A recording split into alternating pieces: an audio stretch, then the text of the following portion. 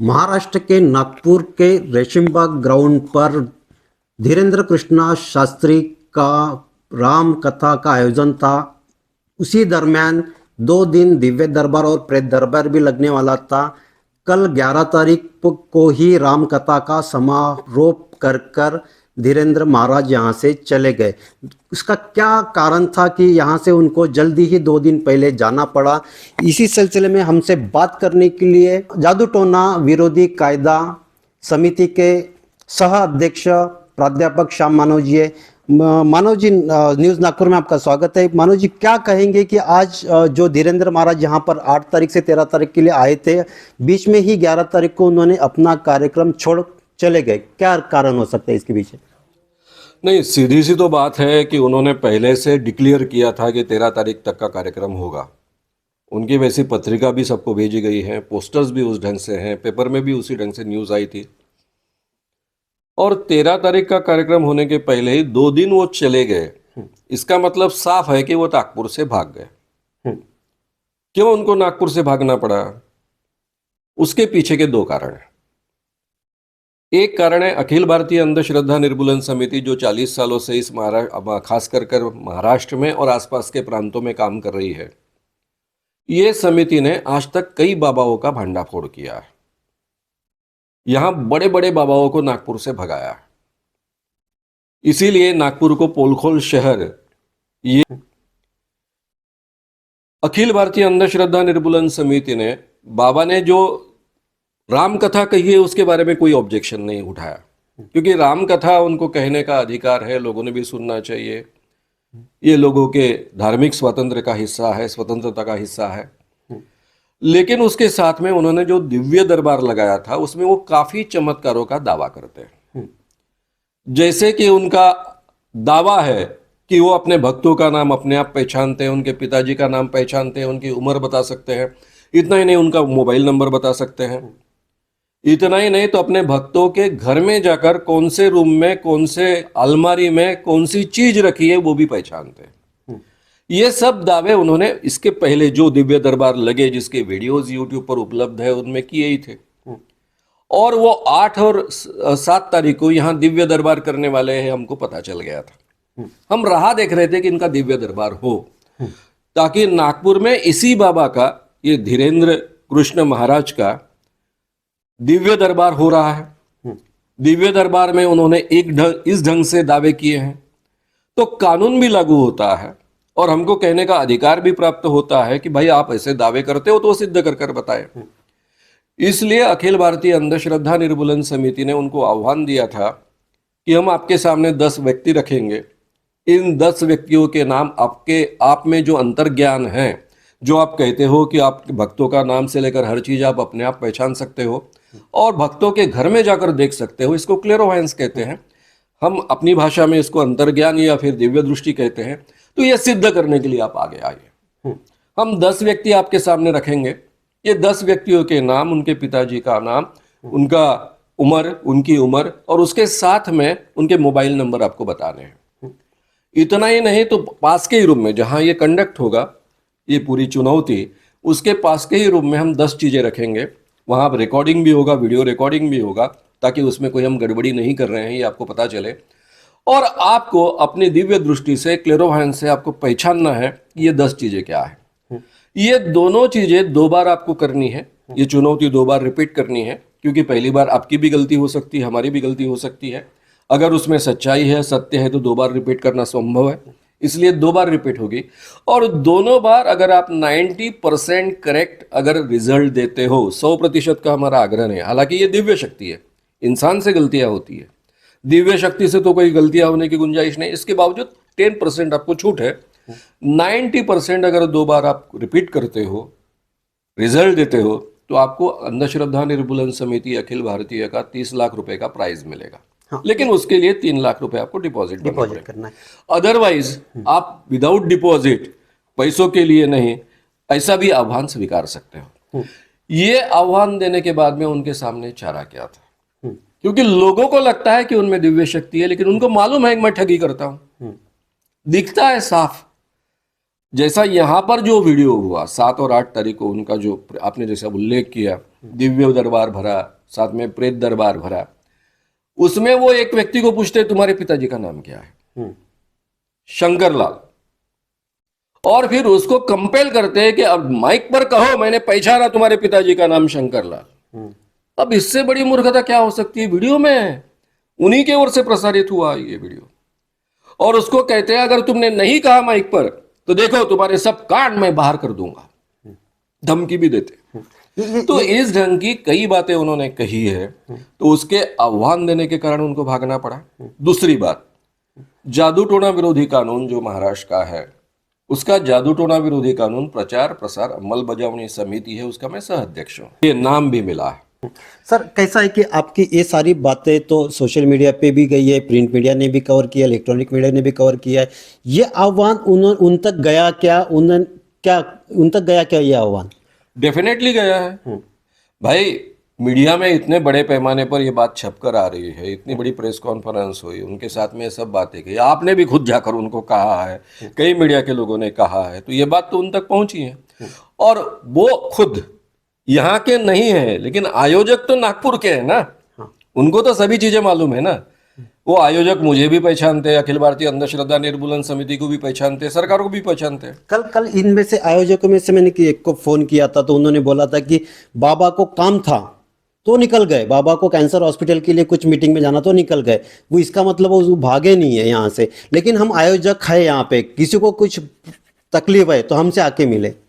तो ठीक है ना, आह्वान स्वीकारने के लिए बाबा को लेके आओ ना, प्रॉब्लम क्या है? ठीक है ना, 2 दिन उनको काम था, भाग गए। अब ये भागने के बाद में तो कोई कहता नहीं मैं भाग के जा रहा हूं। अगर आपको ऐसा लगता है, आपका दावा है कि वो भागे नहीं, काम से गए, तो उनको बुला के लाइए, आह्वान स्वीकारने के लिए लगाइए। दावे तो आप जाहिर तरीके से करते हो, पब्लिक के सामने करते हो, दिव्य दरबार में करते हो, यूट्यूब पर आपके दावे हैं, तो दावे सिद्ध कीजिए ना। और केवल ये बात भारत के लिए ही नहीं, पूरे दुनिया के लिए बहुत महत्व की बात है।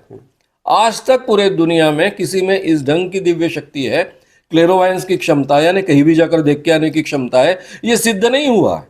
अगर ये बाबा सिद्ध करते हैं, धीरेन्द्र स्वामी जी सिद्ध करते हैं, तो पूरे दुनिया के लिए कितना बड़ा उदाहरण होगा कि हमारे भारत में एक दिव्य दृष्टि वाला आदमी है, 26 साल का लड़का होने के बावजूद इतनी बड़ी दिव्य दृष्टि उनको प्राप्त हुई है। पूरी दुनिया आपके चरणों पर माथा टेकेगी। तो ये सिद्ध करने की जिम्मेदारी है कि नहीं उनकी? ये पहली बात होगी। दूसरी बात, ये कमेटी की ओर से, जिसका मैं नाम ले रहा था, जादू टोना विरोधी कानून, उनके तहत उन पर गुनाह दायर करने की रिक्वेस्ट मैंने ऑलरेडी यहाँ के जो प्रमुख दक्षता अधिकारी होते हैं, एसीपी क्राइम, उन तक दी है। पहले 8 तारीख को दी। जो बाहर के जो वीडियोस हैं जो ऑलरेडी यूट्यूब पर उपलब्ध है, उसके आधार पर, इनका जो दिव्य दरबार हुआ उसके आधार पर दोबारा कंप्लेंट 10 तारीख को दी। तो पुलिस को ये मैंडेटरी है, ये गुनाह दाखिल करना ही होता। अब उनके सामने 2 तरीके थे। एक तो गुनाह दाखिल कर वहीं यहीं पर उनको अरेस्ट किया जाए, अरेस्ट करने के बाद में तुरंत जमानत मिल जाती है, वो कोई बड़ी बात नहीं है। जमानत केवल पुलिस दे नहीं सकती है, कोर्ट से मिलती है, यानी उसके लिए कोर्ट को उनको लंबे समय तक अंदर रखने की वगैरह कोई गुंजाइश नहीं होती, लेकिन उनको अरेस्ट यहाँ हो सकते थे। तो मुझे ऐसा लगता है कि ये अरेस्ट करना यानी बहुत बड़ी बदनामी हो जाती आयोजकों से लेकर सब लोगों की, इसलिए उनको भगाया गया है ताकि पुलिस को थोड़ी सहूलियत मिले। आयोजकों में से हमने देखा है कि वहाँ भाजपा के ही ज़्यादा लोग थे, और आपको भी पता है कि अभी पुलिस लोगों पे भी प्रश्न चिन्ह निर्भर हो गया होगा कि किस तरह से अभी मैं वो आयोजक पे या वो बाबा पे हम लोग कंबर कसे या तकरार दाखिल करें। तो ये उनके मन में भी संभ्रम है। तो इस नहीं, संभ्रम के लिए तो कोई गुंजाइश नहीं है। एसीपी क्राइम के जिनको दक्षता अधिकारी कर अधिकार है, वो कंप्लेंट दाखिल कर सकते हैं, और वो बहुत मेहनत ले रहे हैं। यानी जहां तक मेरी जानकारी है, 10 तारीख को हमने उनको ये सब दोबारा, यानी जो दरबार में नागपुर में हुआ है, ज्यूरिडिक्शन का थोड़ा सा उनके दिमाग में गड़बड़ी थी। अच्छा, क्योंकि पुलिस का एक माइंड सेट होता है, हालांकि इस कानून में ज्यूरिडिक्शन की कोई आवश्यकता नहीं, प्रचार प्रसार करना ये इटसेल्फ गुनाह रखा गया। इसके तहत पुराने वीडियोस के आधार पर भी, यानी जो वीडियोस उन्होंने बाहर बोले हैं वो यहाँ उपलब्ध है, इसलिए उसके आधार पर भी कंप्लेंट दायर हो सकती है। लेकिन उनके दिमाग में जो ज्यूरिडिक्शन का सवाल था, तो 10 तारीख को सब प्रूफ हमने उनके सामने रखे कि इन्हीं के यहाँ के नागपुर के दिव्य दरबार की ये सब चीजें हैं। तो वो उस दिन 10 तारीख को रात को 3 बजे तक स्टडी कर रहे थे, अच्छा। सब पुलिस का पूरा ग्रुप बैठकर, उनके अधिकारी बैठकर। दूसरे दिन सुबह 10 से, यानी कल सुबह 10 से लेकर वो काम कर रहे थे। मैंने पहले दिन यानी उनको 10 तारीख को ही रात को फोन कर कर कहा था कि बाबा 11 तारीख को भाग रहे हैं और इसलिए 5 बजे के पहले आपको उनको अरेस्ट करेंगे तो अच्छा होगा, नहीं तो बड़ी दिक्कत हो जाएगी। इतना ही नहीं, तो जब वो भाग रहे थे उसके आधा एक घंटा पहले मैंने इतला दी दोनों को, यानी एसीपी क्राइम को भी कहा और उनके साथ में मैंने सीपी को भी कहा, क्योंकि सीपी जी को यानी यहाँ हमारे यहाँ के जो पुलिस कमिश्नर है उनसे पहले मिल चुका था, उनके सामने सब जानकारी रखी, ये कानून कैसे लागू होता है इसकी बारीकियां उनके सामने रखी, उन्होंने भी कानून को अच्छे ढंग से समझ लिया। और उसके बाद में मैंने उनको मैसेज भी भेजा। एसीपी क्राइम को तो डायरेक्टली मैंने फोन कर कर कहा कि बाबा भाग रहे हैं, उसके पहले आपने एक्शन लेनी चाहिए। और सीपी साहब को मैंने मैसेजेस भेजे हैं, व्हाट्सएप भी भेजा है कि वो भाग रहे हैं, उसके पहले एक्शन होनी चाहिए। इसके बावजूद वो पहले एक्शन नहीं ले पाए। उसके पीछे दो कारण हो सकते हैं। एक कारण हो सकता है कि उनको ये सूचना मिली हो कि बाबा को भागने के लिए अवसर दिया जाए। अब गुनाह तो दाखिल करना ही है, पुलिस के लिए तो वो मैंडेटरी है। पुलिस को ये चॉइस नहीं कि ये कानून के तहत वो गुनाह दाखिल नहीं करेंगे, उनको करना ही पड़ेगा। आज करेंगे, कल करेंगे, परसों करेंगे, लेकिन करना ही पड़ेगा। नहीं तो इस कानून में इतनी बड़ी एक दुविधा पुलिस के लिए है, खास कर सीपी क्राइम को तो कुछ नहीं होने वाला, लेकिन जो दक्षता अधिकारी है एसीपी क्राइम, उनको भी इस कानून के तहत सजा हो सकती है, क्योंकि वो इनडायरेक्टली इस काम के लिए मदद कर रहे हैं। यानी ये जो कानून में जो बातें कही गई उसका उल्लंघन हो रहा है, उन बातों को वो मदद कर रहे हैं, ये आरोप उन पर हो सकता है और उनको इक्वली सजा हो सकती है। इसलिए उनके लिए तो मैंडेटरी है, उनको कानून के तहत गुनाह दाखिल करना ही है, जादू टोना विरोधी कानून के तहत। और इन drugs and magic remedies act तो डायरेक्टली लागू ही होता है। एक इसमें ये भी हो सकता है कि हमने देखा है कि गृह मंत्री, उप मुख्यमंत्री देवेंद्र फडणवीस भी वहां जाकर आए, केंद्रीय मंत्री नितिन गडकरी वहां पर जाकर आए, तो अभी थोड़ा पुलिस थोड़ा सा हिचकिचा रहे होंगे ये सब करने में। बिल्कुल भाई, सही बात है आपकी। हाँ। क्योंकि देश के, अब महाराष्ट्र के गृह मंत्री वहां जाते हैं, देश के केंद्रीय मंत्री वहां जाते हैं, तो पुलिस पर तो दबाव होना लाजमी है। तो इसलिए पुलिस इस ढंग से सोच रही होगी, शायद उनको हो सकता है, मुझे पता नहीं है इसके बारे में, गो स्लो ये सूचना भी मिली होगी ताकि बाबा को भागने का अवसर मिले। बाबा भाग गए, लेकिन उससे बहुत ज्यादा फर्क नहीं पड़ता है। आपको याद होगा आसाराम बापू को राजस्थान सरकार की पुलिस ने इंदौर में, मध्य प्रदेश में, जहां बीजेपी का राज था, वहां जाकर उसको अरेस्ट किया है और अभी तक आसाराम बापू अंदर है। तो इसलिए अगर पुलिस एक बार ठान लेती है और कानून के तहत चलती है तो अभी भी इस बाबा को कहीं भी जाकर उनको अरेस्ट किया जा सकता है, यानी असंभव नहीं है। लेकिन ये निर्णय पुलिस को लेना पड़ेगा, यानी पुलिस के चीफ गृह मंत्री जी को लेना पड़ेगा, जो देवेंद्र जी फडणवीस है। अगर वो इस ढंग का निर्णय नहीं लेंगे तो उनके लिए ही बड़ी दिक्कत खड़ी होने वाली है। अच्छा, इसका मतलब ऐसा होगा कि ये कानून बना, इस कानून को उनका पूरा समर्थन रहा, तब वो भाजपा के अध्यक्ष थे, उन्होंने इस कानून को एंडोर्स किया है, मैंने खुद उनके साथ में इस बारे में चर्चा की है, कानून की सभी बारीकियां उन्होंने समझ ली है और उसके बाद में इस कानून का समर्थन किया है और सभी के समर्थन से, सभी पार्टियों के समर्थन से ये कानून सम्मत हुआ है। उन्हीं के राज में 5 साल उनका राज था पिछला, उन्हीं में पुलिस ट्रेनिंग, मैंने पूरे महाराष्ट्र के पुलिस का ट्रेनिंग लिया है इस कानून का। ये कानून पूरे पुलिस अधिकारियों को समझाया है, ये उन्हीं के राज में हुआ, उनके संबंधित गृह मंत्री है वो, मुख्यमंत्री केवल नहीं थे, गृह मंत्री भी थे, तो उन्हीं के राज में हुआ है। तो इसका मतलब सब चीजें वो उनको पता है, जानते हैं। इसका मतलब ये होगा कि वो कानून तो बना है लेकिन वो कानून को अमल में नहीं ला रहे। ये प्रतिमा अगर लोगों के सामने जाएंगी कि खुद गृह मंत्री इसमें हस्तक्षेप करते हैं, और हस्तक्षेप कैसा करते हैं कि जहां लोग ठगे जाते हैं उनको ठगे जाने देते हैं, लोगों को आशोषण होता है उनका शोषण होने देते हैं, ये प्रतिमा मुझे लगता है कोई भी पॉलिटिकल लीडर अपनी बने ऐसा नहीं चाहेंगे। अभी इसलिए मुझे ऐसा लगता है कि एक्शन होगी, थोड़ा सा फेस सेविंग जो प्रकार है उस कारण उन्होंने इनको भगा दिया। यानी देवेंद्र जी ने भगा दिया ऐसा मेरा कहना नहीं है, किसी ने तो भी उनको भगा दिया ताकि यहां अरेस्ट हो और अपना चित्र पूरा खराब हो, ऐसा ना दिखे, ऐसा मुझे लगता है। अच्छा, भाग जाने के बाद में भी समझा वो उन पे गुनाह दाखिल होगा और वो अरेस्ट हो सकते हैं, उनको जान लाकर लेकर लाना, गुनाह तो दाखिल करना ही पड़ेगा, मैंडेटरी है। औरंगाबाद हाईकोर्ट का डिसीजन है पुलिस को उसमें बहुत लताड़ा है अगर उन्होंने गुनाह दाखिल नहीं किया। वो भी केस मेरे हाथ से गई है। सामाजिक न्याय मंत्री की तरफ कंप्लेंट आई थी, हनुमान यंत्र था एक, उसके आधार पर उसकी जाहिरात चलती थी, उसके आधार पर लोगों को बहुत फायदे मिलते हैं, आपको नौकरी मिलेगी, शादी हो जाएगी वगैरह से दावे थे। सामाजिक न्याय मंत्री ने मेरे पास वो भेजा सह अध्यक्ष इस नाते से मैंने पुलिस को सलाह दी, वकील को सलाह दी कि ये कानून के तहत बैठता है, दोनों कानून में बैठता है, जादू टोना में भी बैठता है और जादू drugs and magic remedies act में भी बैठता है, आपको एक्शन लेनी चाहिए। उन्होंने नहीं ली। फिर वो केस चली हाईकोर्ट में। हाईकोर्ट में चलने के बाद में पुलिस को बहुत लताड़ा है।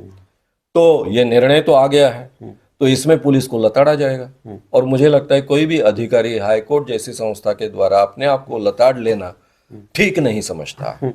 इन पे टाइम लग रहा है गुनाह दाखिल होने को, तो आपकी आगे की रणनीति क्या होगी? नहीं, मेरा हमेशा प्रयत्न होता है समन्वय का। मैं उस सरकारी कमेटी का सह अध्यक्ष हूं।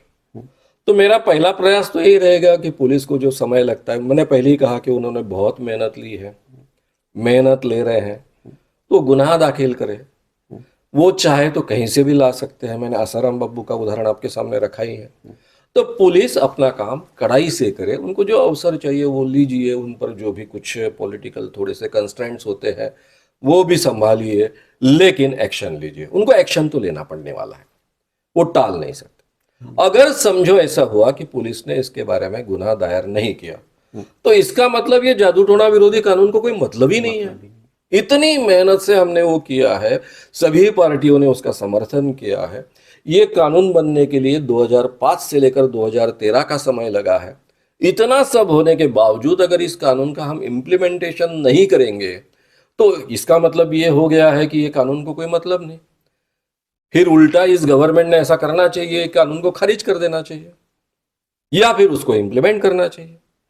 इसीलिए मैं कह रहा हूं कि आज की गवर्नमेंट जिनकी है, भाजपा की है, शिंदे सरकार की है, इनके लिए बड़ी दिक्कत की बात होने वाली है अगर वो एक्शन नहीं लेंगे तो। इसका मतलब ऐसा है कि हिंदू लोग ही इसमें ठगे जाते हैं। बड़े पैमाने पर तो हिंदू भक्ति है ना, तो हिंदू लोगों को जो लोग ठगते हैं उनको ये छूट दे रहे हैं, उनको बचाने की कोशिश नहीं कर रहे हैं। तो ये कौन सा हिंदुत्व होगा? ये सवाल खड़ा होगा। और ये सवाल तो मेरे जैसे कार्यकर्ता तो गांव गांव में खड़ा करेंगे।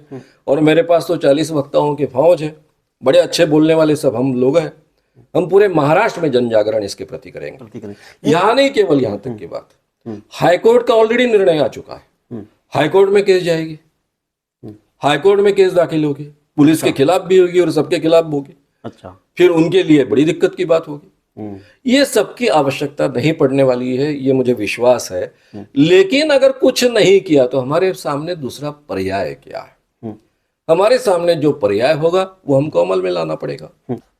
महाराष्ट्र के जादू टोना विरोधी कायदा अंतर्गत जो कार्रवाई धीरेन्द्र महाराज पर होनी चाहिए वो कार्रवाई होंगी। भले वो 2 दिन पहले यहाँ से चले गए होंगे, उसके बावजूद उन पर कार्रवाई होंगी। कैमरा पर्सन अजित जोगी सह मी सुदर्शन बागडे, न्यूज नागपूर।